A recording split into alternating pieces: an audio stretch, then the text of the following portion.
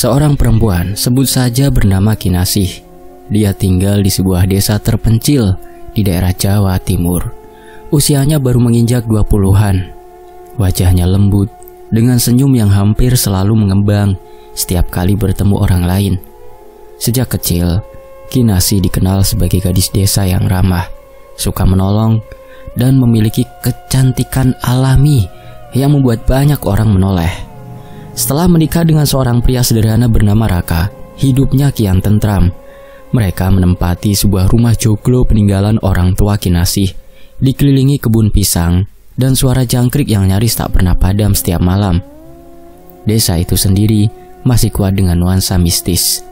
Penduduknya percaya bahwa kehidupan manusia bukan hanya ditentukan oleh kerja keras, tapi juga oleh dunia gaib yang tak kasat mata. Bagi mereka, dukun, mantra, dan klinik bukan sekedar cerita turun-temurun, melainkan bagian nyata dari keseharian. Di warung kopi setiap malam, obrolan warga sering berputar soal si ini kena kiriman, atau si itu sedang pasang pagar gaib di tempat dukun itu. Meski begitu, kehidupan Kinasih bersama Raka berjalan wajar, tenang, dan penuh kebahagiaan sederhana. Namun, ketenangan itu tidak bertahan lama. Awalnya Kinasih hanya merasa tubuhnya mudah lelah. Sehabis mencuci pakaian di sumur atau membantu tetangga menyiangi padi, ia sering mengeluh pusing. Raka mengira istrinya hanya kurang tidur atau kecapean, tapi keluhan itu semakin sering muncul. Beberapa kali Kinasih terbangun di tengah malam dengan tubuh berkeringat dingin. Matanya sembab karena mimpi buruk yang sama berulang-ulang. Ia selalu melihat sosok hitam berdiri di sudut kamarnya, menatapnya tanpa wajah. Suatu sore, ketika sedang menyapu halaman, Kinasih tiba-tiba menjatuhkan sapu dan meringis kesakitan. Ia berpegangan pada pinggangnya, wajahnya pucat pasi, lalu jatuh terduduk. Raka yang kebetulan baru pulang dari sawah panik dan segera menolongnya. Kinasih hanya bisa berkata lirih bahwa tubuhnya seperti ditusuk-tusuk jarum dari dalam. Raka membawa istrinya ke puskesmas, namun dokter tidak menemukan penyakit serius. Mereka hanya memberi obat pereda sakit dan menyarankan istirahat cukup. Tapi sakit itu belum kunjung reda, malah semakin menjadi-jadi. Malam-malam Kinasih semakin dipenuhi jeritan lirih. Ia sering terbangun dengan perasaan seperti ada sesuatu yang merayap di bawah kulitnya. Raka yang tidur di sampingnya beberapa kali melihat istrinya menggeliat dengan mata terpejam, seolah berusaha melawan rasa sakit yang tak terlihat. Ada kalanya Kinasih mendadak muntah, dan yang keluar bukan hanya makanan, melainkan cairan berwarna hitam pekat yang berbau anyir. Raka gemetar, tidak mengerti apa yang sedang menimpa istrinya. Desa yang biasanya penuh kabar angin pun mulai berbisik. Itu sepertinya Kinasih kena kiriman loh, ujar salah satu tetangga ketika Raka sedang menimba air di sumur. Aku dengar dia sering mimpi buruk ya. Itu tanda-tanda santet. Bisikan semacam itu semakin meluas. Beberapa warga berbisik saat Kinasih lewat. Ada pula yang menatap dengan kasihan, tapi juga dengan rasa takut. Di desa itu santet bukanlah hal asing. Semua orang tahu cerita orang-orang yang tiba-tiba jatuh sakit, tubuhnya kurus kering, lalu meninggal tanpa sebab medis yang jelas. Dan kini, seolah cerita itu hidup kembali melalui tubuh Kinasih. Raka berusaha menepis pikiran buruk. Ia tidak ingin percaya pada hal-hal gaib, meski dalam hatinya ada rasa gentar. Namun kenyataan semakin sulit diabaikan. Suatu malam, ia terbangun mendengar istrinya mengerang. Ketika menyalakan lampu teplok, ia melihat tubuh Kinasih bergetar hebat, matanya setengah terbuka, dan di sekitar lehernya muncul lebam-lebam kehitaman. Raka panik dan memeluk istrinya erat, berulang kali menyebut namanya agar sadar. Setelah beberapa menit, Kinasih akhirnya tersadar, namun tubuhnya lemah seperti habis didera sesuatu yang tak kelihatan. "Mas, aku takut mas," bisik Kinasih dengan suara serak. "Setiap malam ada yang datang. Dia berdiri di ujung ranjang, wajahnya gelap. Aku tidak bisa bergerak. Rasanya seperti dicekik." Raka tercekat, tak tahu harus berkata apa. Ia hanya bisa menggenggam tangan istrinya, mencoba menguatkan meski hatinya sendiri hancur. Hari-hari berikutnya, penderitaan Kinasih kian parah. Ia tidak lagi mampu membantu pekerjaan rumah. Sekedar bangun untuk makan pun terasa berat. Tubuhnya yang dulu segar kini tampak kurus, matanya cekung, kulitnya pucat kehijauan. Suara-suara di desa makin menjadi, seolah menambah beban keluarga kecil itu. Apa ada yang iri pada kecantikannya ya? Mungkin karena dia terlalu disenangi banyak orang, atau mungkin ada yang sakit hati. Bisikan-bisikan itu sampai juga ke telinga Raka, tapi ia hanya diam, tak ingin menambah luka.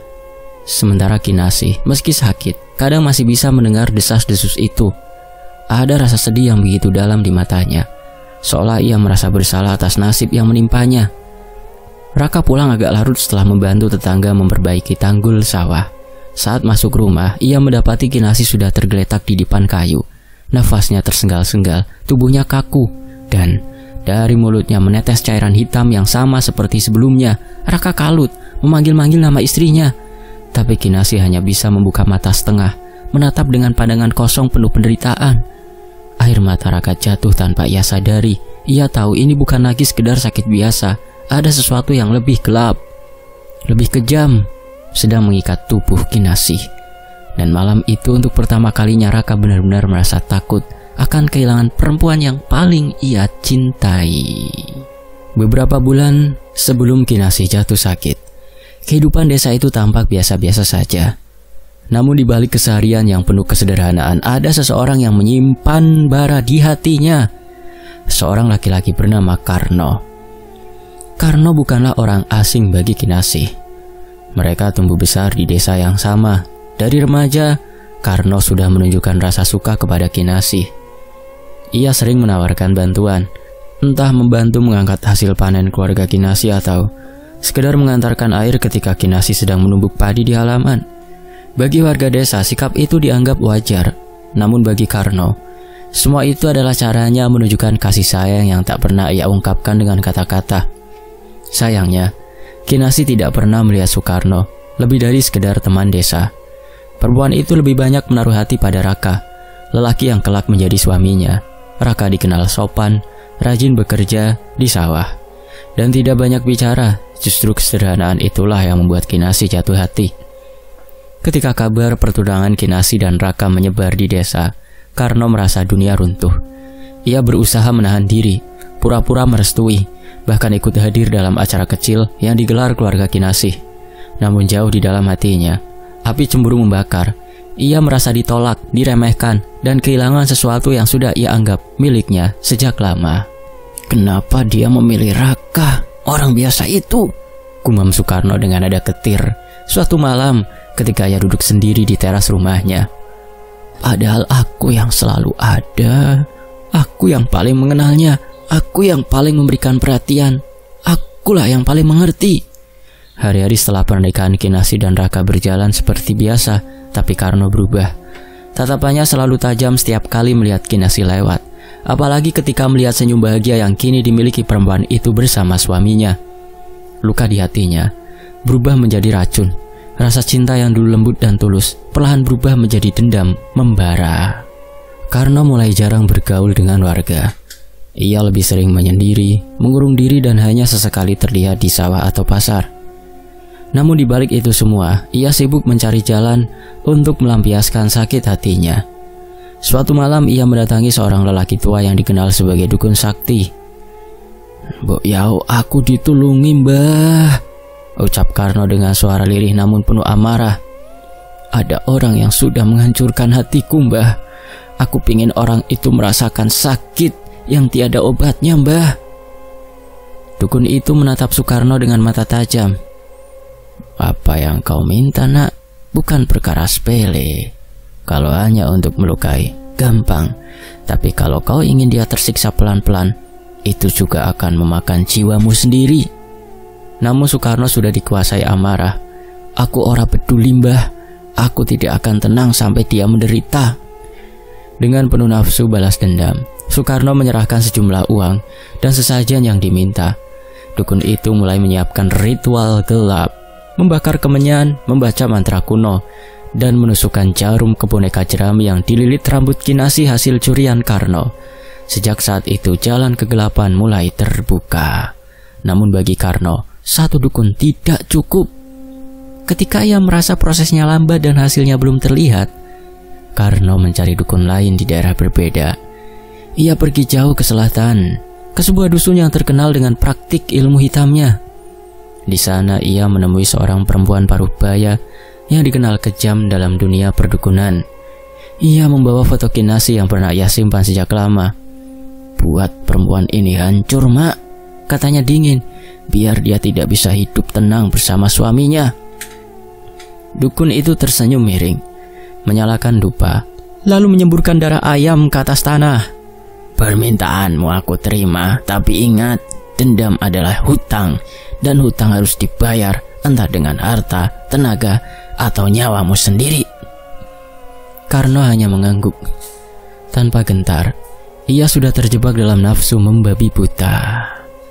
Tidak berhenti di situ, Karno bahkan mencari hingga 3-4 dukun dari daerah berbeda. Ada yang menggunakan media telur ayam untuk melihat wajah Kinasih. Ada pula yang menyuruh Karno membawa tanah dari halaman rumah Kinasih. Setiap kali ritual dilakukan, Sukarno merasakan kepuasan aneh, seolah dendamnya perlahan terbayar. Di matanya, Kinasih sudah tidak lagi seorang perempuan yang ia cintai. Kinasih telah menjadi simbol penghinaan yang harus dibalas dengan kesengsaraan. Harga dirinya yang terinjak, rasa malu karena cintanya ditolak. Semuanya ia salurkan menjadi racun yang ditujukan hanya untuk satu orang, Kinasih. Karno sering berdiri di kejauhan, memperhatikan rumah Kinasih dari balik rimbunan bambu. Senyumnya dingin. Setiap kali melihat perempuan itu keluar rumah bersama Raka, ia tahu, cepat atau lambat, hasil dari kerja gelapnya akan tampak. Ia membayangkan tubuh Kinasih meringis, wajahnya pucat, dan keluarga kecil itu hancur oleh penderitaan.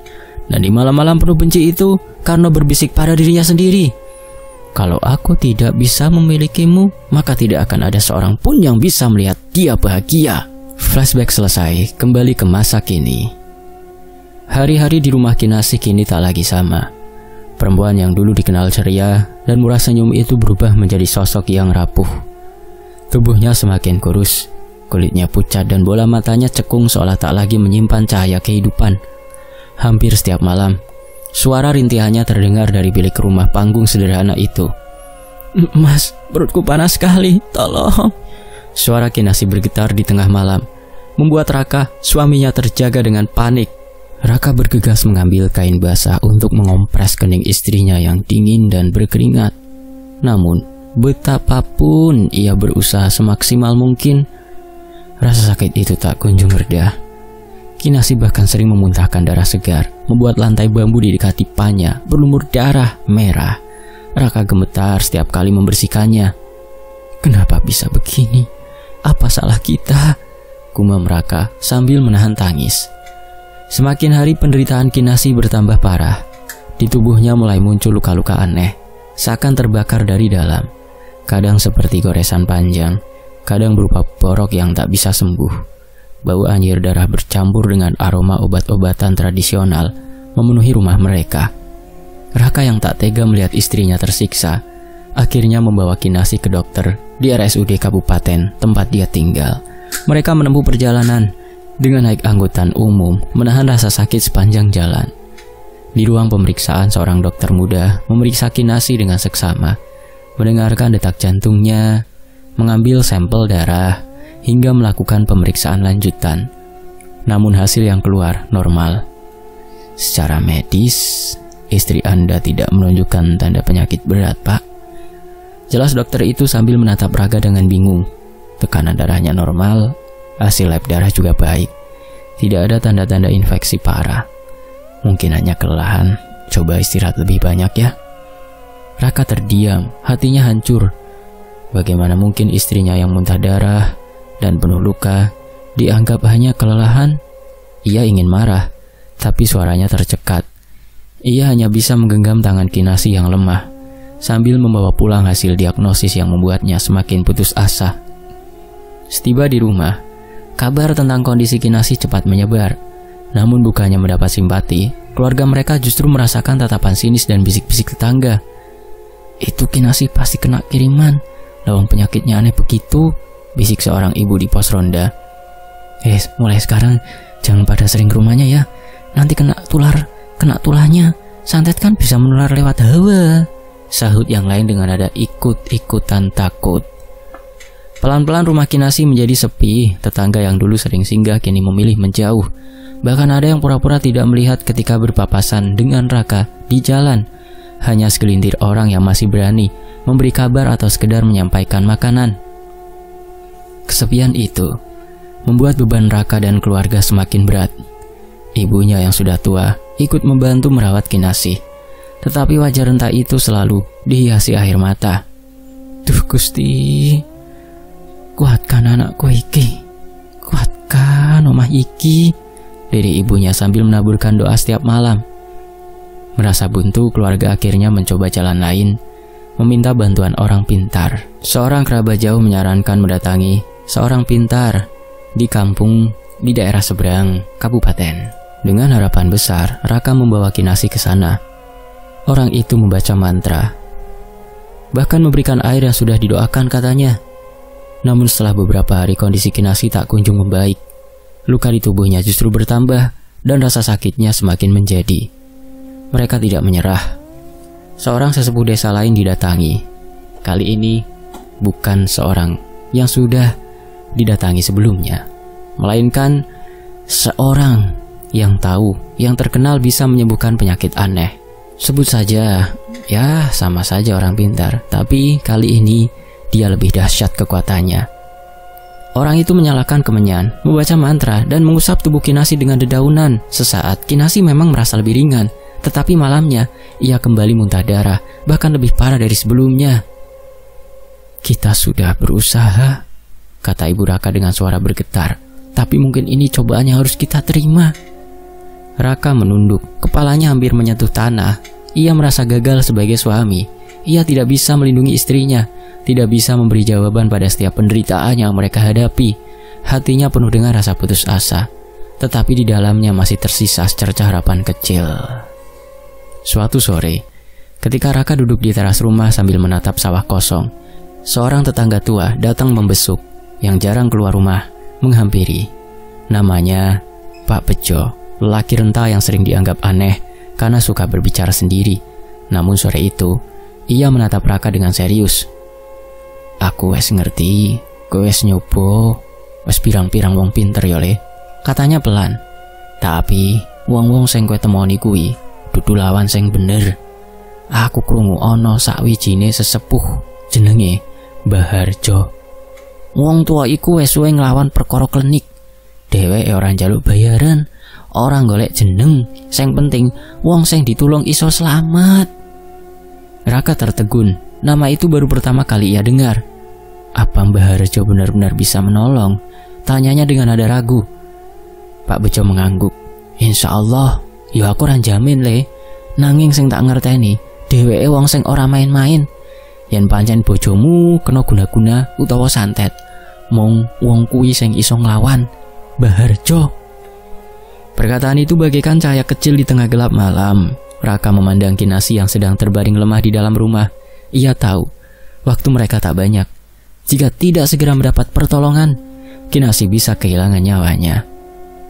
Malam itu, Raka berdoa lebih lama dari biasanya. Tangannya menggenggam erat tangan istrinya yang semakin dingin. Ia berbisik pelan, bertahanlah, besok aku akan cari Mbah Harjo. Kita akan berjuang sampai akhir. Pagi itu Raka berangkat dengan langkah berat, namun penuh tekad. Setelah malam sebelumnya mendengar cerita tentang sosok sesepuh sakti, ia tidak punya pilihan lain. Hanya nama Mbah Harjo, yang kini menjadi harapan terakhirnya untuk menyelamatkan Kinasih. Rumah Mbah Harjo terletak di pinggiran desa yang agak terpencil, di antara rumpun bambu dan pohon jati tua. Perjalanannya melewati jalan setapak yang sepi, hanya ditemani suara burung hutan dan dari dedaunan yang tertiup angin. Semakin dekat, suasana terasa berbeda, sunyi, namun syarat dengan wibawa yang sulit dijelaskan. Rumah itu sederhana, berdinding papan kayu gelap, beratap rumbia, dengan pekarangan luas yang ditumbuhi tanaman herbal, obat. Ada bau khas dari dupa yang samar, seakan selalu menyelimuti tempat itu. Raka berdiri di depan pintu, mengatur nafas, lalu mengetuk perlahan. Dari dalam terdengar suara serak namun tegas. Silahkan masuk nak, aku sudah menunggu. Raka terkejut. Ia belum sempat memperkenalkan diri, namun lelaki tua itu seolah sudah tahu. Dengan ragu ia melangkah masuk. Di dalam, suasana rumah terasa hangat, namun penuh nuansa mistis. Rak kayu berisi kitab tua, kendi tanah liat, keris, dan beberapa benda pusaka lain sederhana terletak rapi di sudut ruangan. Di tengah, duduk seorang lelaki sepuh dengan rambut putih panjang terurai hingga bahu. Matanya tajam, namun teduh. Sorotnya menembus seolah mampu membaca isi hati. Dialah Baharjo. "Sampean pasti suaminya Kinasih toh?"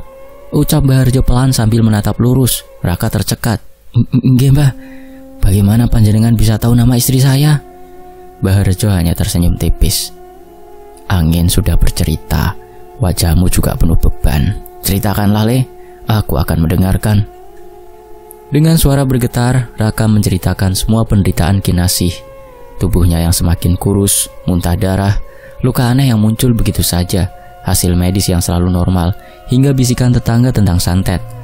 Dan sudah berkunjung ke 2 spiritualis, namun gagal. Air matanya jatuh tanpa bisa ia tahan. "Saya tidak sanggup lagi melihat istri saya tersiksa, Mbah. Tolonglah kami." Baharjo menutup mata sejenak. Tangannya yang keriput diletakkan di atas lutut. Ia menghela nafas panjang, lalu mengambil segenggam beras putih dari tempayan kecil di sampingnya. Beras itu ia letakkan di telapak tangannya. Kemudian ia mulai berdoa lirih, melantunkan ayat-ayat suci dari Al-Quran. Suasana mendadak berubah hening.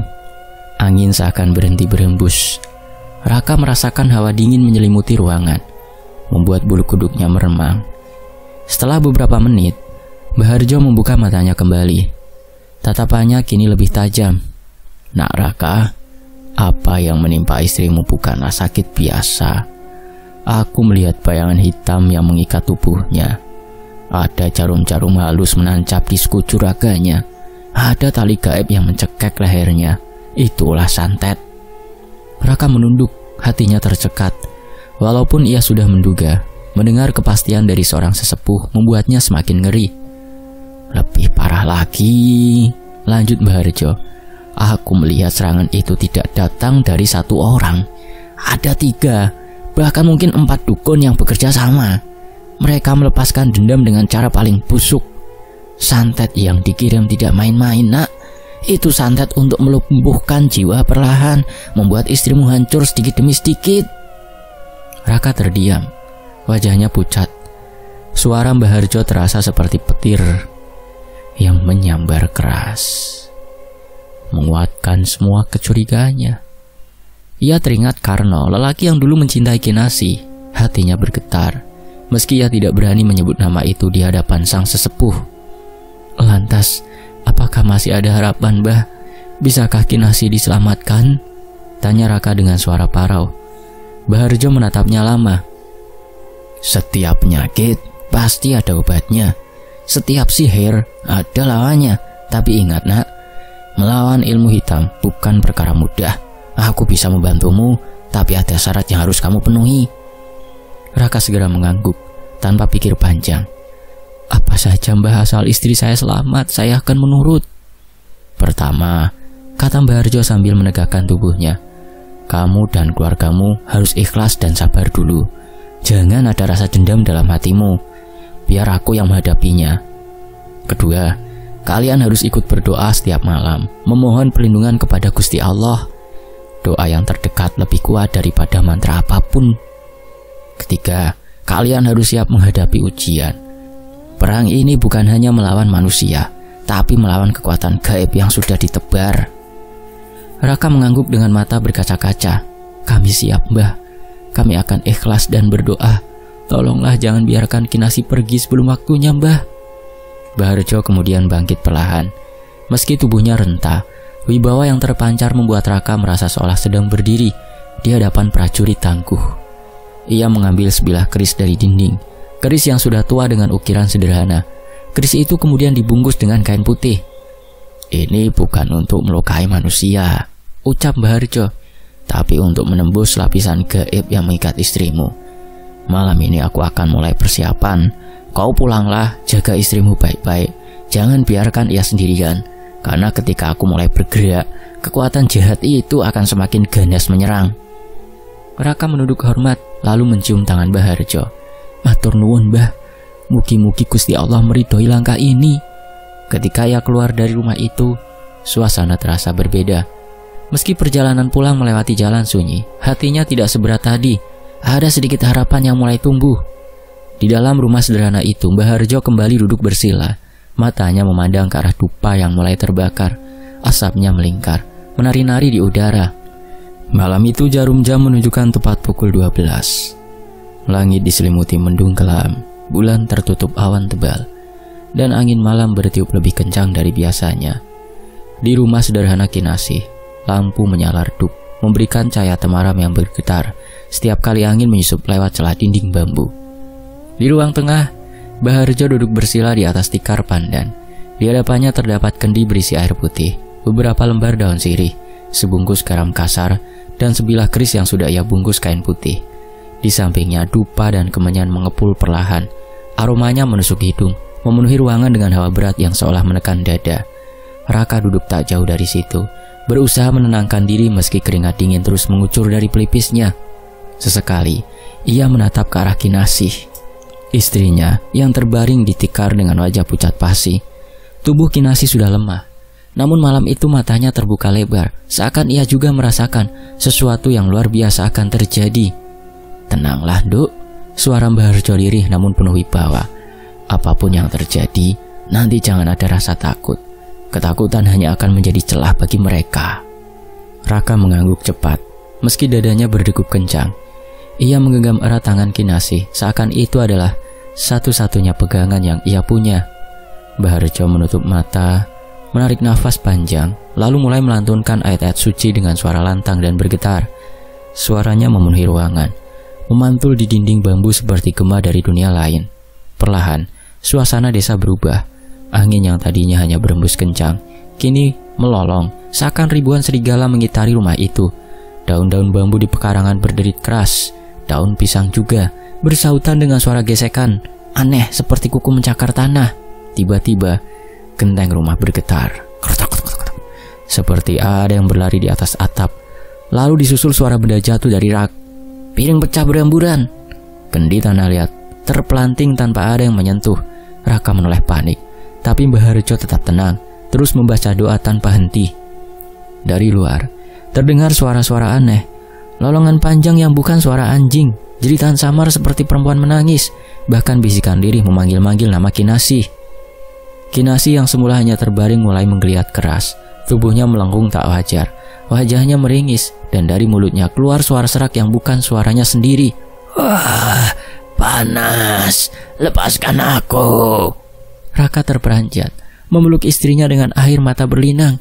Sabar Kinasih, bertahanlah sayang, jangan menyerah. Namun tubuh Kinasih terus menggeliat, seolah ada sesuatu yang hendak merobek keluar dari dalam dirinya. Urat-urat di lehernya menegang, matanya melotot, dan dari mulutnya terdengar teriakan panjang yang menggetarkan seisi rumah. Mbah Harjo membuka mata. Dengan gerakan mantap, ia mengambil segenggam garam, menaburkannya mengelilingi tubuh Kinasih sambil melantunkan doa. Atas nama Gusti Allah, aku tutup segala jalan masukmu, wahai makhluk durjana. Tiba-tiba tercium bau anyir bercampur amis yang menyengat. Dupa yang terbakar berasap lebih pekat, membentuk bayangan samar-samar di udara. Bentuknya tak jelas, kadang seperti wajah manusia, kadang menyerupai binatang, lalu hilang begitu saja. Raka semakin ketakutan, tangannya bergetar, namun ia tetap menggenggam tangan istrinya. Ia teringat pesan Mbah Harjo, jangan takut, jangan lengah. Kinasih kembali menjerit, kali ini lebih keras, hingga urat nadinya terlihat menonjol. Tubuhnya menghentak-hentak tikar, membuat Raka nyaris tak sanggup menahannya. Dari perut Kinasih terdengar suara aneh seperti sesuatu yang bergerak-gerak di dalam. Raka menahan mual, namun pandangannya tetap fokus pada sang istri. Dengan tenang namun tegas, Mbah Harjo menyalakan kemenyan baru. Asapnya naik, menebar ke seluruh ruangan. Lalu ia menghunus keris kecil berbalut kain putih. Ia tak menusukkan keris itu, melainkan mengarahkannya ke udara, menggambar lingkaran tak kasat mata sambil terus membaca doa. Pakar gaib, tegaklah, lindungi keluarga ini dari serangan iblis. Bismillah. Sekejap, Hawa ruangan berubah. Angin yang tadinya menyerang masuk mendadak, tertahan, seperti menabrak dinding tak kasat mata, tak terlihat. Suara-suara aneh terdengar lebih keras. Kali ini seperti meraung kesakitan.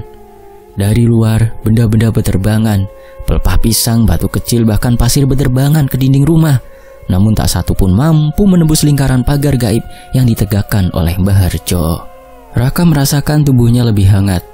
Meski wajah Kinasih masih diliputi penderitaan, ia melihat sang istri mendadak berhenti menggeliat, hanya terisak pelan dengan mata tertutup rapat, seolah sedang melawan sesuatu dari dalam dirinya. "Bertahanlah, Nduk," suara Mbah Harjo berat dan penuh doa. "Mereka hanya bisa menyiksa, tapi mereka tak bisa mengambilmu jika kamu berpegang teguh." Tiba-tiba sebuah suara keras menggema, berbeda dari sebelumnya. Suara itu berat, bergema, seperti keluar dari perut bumi. "Berani sekali kau melawan kami, Tua Bangka. Ini bukan urusanmu." Mbah Harjo tersenyum tipis. "Aku tidak peduli siapa kalian. Selama masih ada manusia teraniaya oleh kejahatan ilmu hitam, aku akan berdiri menghadang." Suara itu mendengus, lalu menghilang, disusul oleh jeritan panjang dari luar rumah. Jeritan itu terdengar bukan dari satu, melainkan banyak mulut, seperti sekelompok makhluk yang menjerit bersamaan. Rumah bergetar, lampu hampir padam, dan tikar tempat Kinasih berbaring basah oleh keringat bercampur darah dari mulutnya. Raka hampir putus asa, tapi Mbah Harjo mengangkat tangan memberi isyarat agar ia tetap tegar. Ia lalu menutup mata, memusatkan seluruh tenaga batin, melantunkan doa lebih keras, dan menusukkan keris kecil itu ke dalam kendi berisi air putih. Seketika air itu beriak seperti direbus, menimbulkan asap putih yang melayang ke arah tubuh Kinasih. Tubuh Kinasih bergetar hebat, lalu ia berteriak panjang.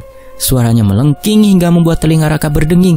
Dan tepat di akhir malam itu, ketika doa Mbah Harjo mencapai puncaknya, terdengar sebuah teriakan gaib dari luar rumah. Teriakan panjang, nyaring, seolah berasal dari makhluk tak kasat mata yang marah besar. Suasana mendadak hening, hanya suara nafas tersengal Kinasih yang terdengar. Namun Mbah Harjo membuka matanya dengan wajah serius. Tiba-tiba, dari sudut ruangan terdengar suara mendesis.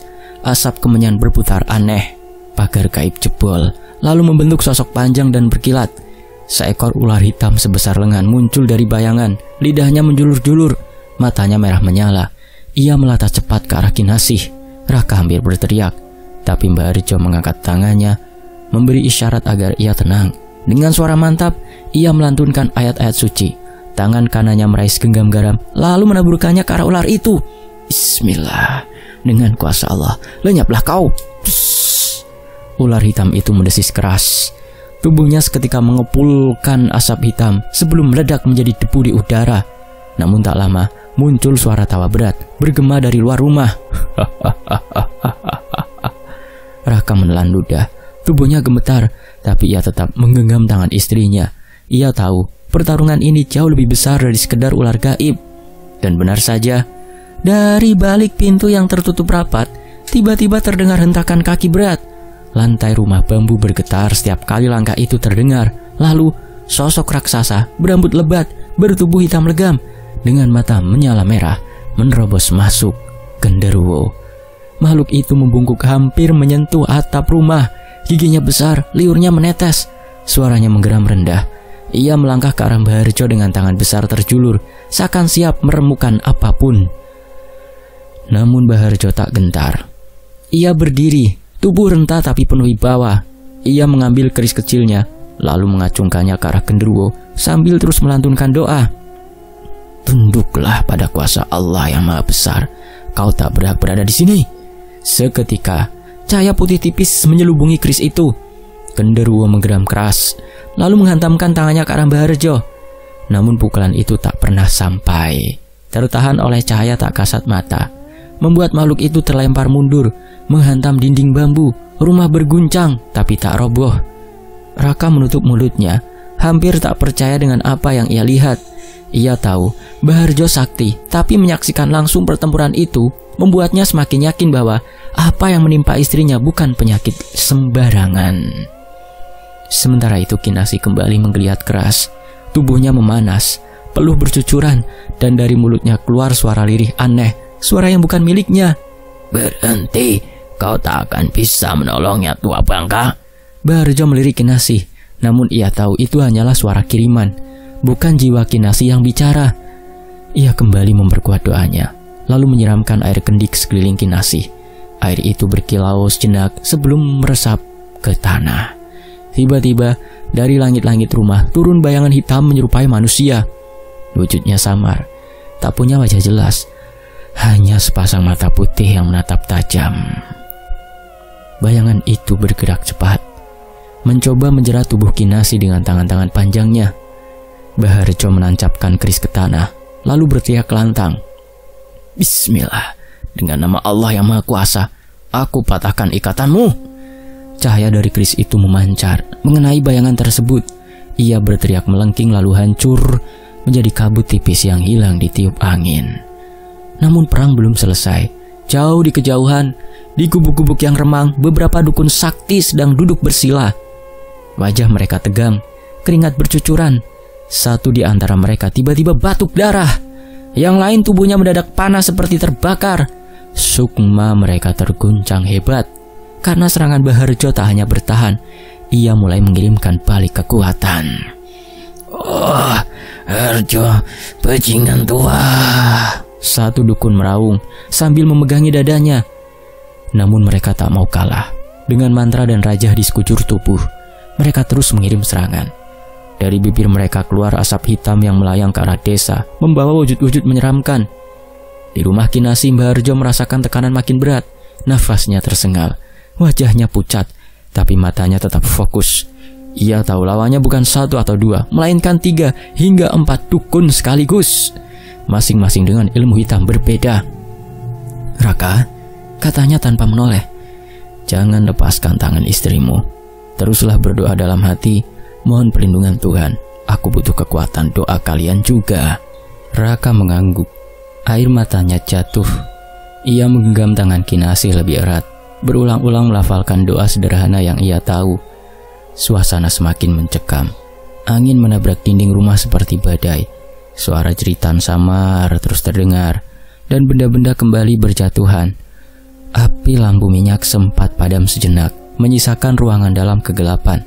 Hanya cahaya dari keris Baharjo yang berpendar putih menjadi satu-satunya penerang. Pertarungan berlangsung sengit. Setiap serangan gaib yang datang selalu dibalas doa. Ular hitam meledak jadi debu, genderuwo terlempar berulang kali, bayangan hitam hancur oleh cahaya suci. Tapi Kinasih masih merintih. Tubuhnya sesekali kejang, menandakan masih ada ikatan kuat dengan sihir kiriman. Baharjo berusaha memperkuat pagar gaibnya. Lalu dengan doa pamungkasnya, Baharjo memukul mundur serangan dan melepas ikatan sihir santet. Sejenak, udara di rumah berubah. Asap kemenyan berputar lebih cepat membentuk pusaran cahaya putih yang menari di sekeliling tubuh Kinasih. Tubuh Kinasih bergetar hebat, wajahnya memerah dan keringat bercucuran. Raka memeluknya erat, takut istrinya terguncang terlalu keras. Akan tetapi tiba-tiba tubuh Kinasih terasa lebih ringan. Sisa-sisa sakit dan tekanan gaib seperti larut dalam pusaran cahaya putih itu. Baharjo menunduk, membuka mata, dan dengan suara mantap berkata, "Sekarang semua ikatan itu telah hancur. Lihatlah, Nduk." Kinasih membuka mata lebar-lebar, nafasnya lebih teratur, dan tubuhnya kembali segar. Luka-luka aneh di kulitnya memudar, wajahnya berseri-seri. Raka meneteskan air mata haru. "Kinasih, kau bebas." Lalu di kejauhan, jauh dari desa, para dukun sakti yang mengirimkan serangan merasakan dampaknya. Batuk darah, tubuh panas dan rasa tersiksa menyebar. Sukmanya tercerai-berai, sebagian bahkan jatuh sakit parah. Mereka kalah telak, kekuatan mereka musnah seketika oleh doa pamungkas Baharjo. Raka menunduk, mengucapkan beribu-ribu terima kasih kepada Baharjo. "Ini pelajaran, Nak. Kekuatan manusia terbesar ada pada iman, kesabaran, dan ketulusan hati. Jangan pernah lengah, meski ancaman terlihat hilang." Ketika pagi benar-benar tiba, matahari mulai memancar. Sinarnya menembus kabut tipis di pekarangan. Suasana menjadi lebih tenang. Burung-burung kembali berkicau, dan desa perlahan terasa hidup seperti sebelum malam penuh teror itu. Namun matahari, meski telah bersinar, ada keheningan tertentu yang tak bisa dijelaskan. "Ingat, Nak, Setiap orang punya pilihan. Kau bisa membiarkan dendam dan rasa takut menguasai hati, atau kau bisa menjaga hati tetap bersih dan iman tetap teguh. Hanya dengan itu kalian benar-benar aman. Raka dan Kinasih mengangguk. Mereka tahu malam-malam gelap yang penuh teror itu telah berlalu. Tapi pelajaran yang didapat begitu dalam. Kekuatan manusia terbesar bukan terletak pada ilmu atau mantra, melainkan pada iman, kesabaran dan cinta yang tulus. Dan kisah ini pun selesai. Semoga terhibur. Tony FS pamit. Wassalamualaikum warahmatullahi wabarakatuh. Sampai jumpa di kisah berikutnya. Terima kasih semuanya.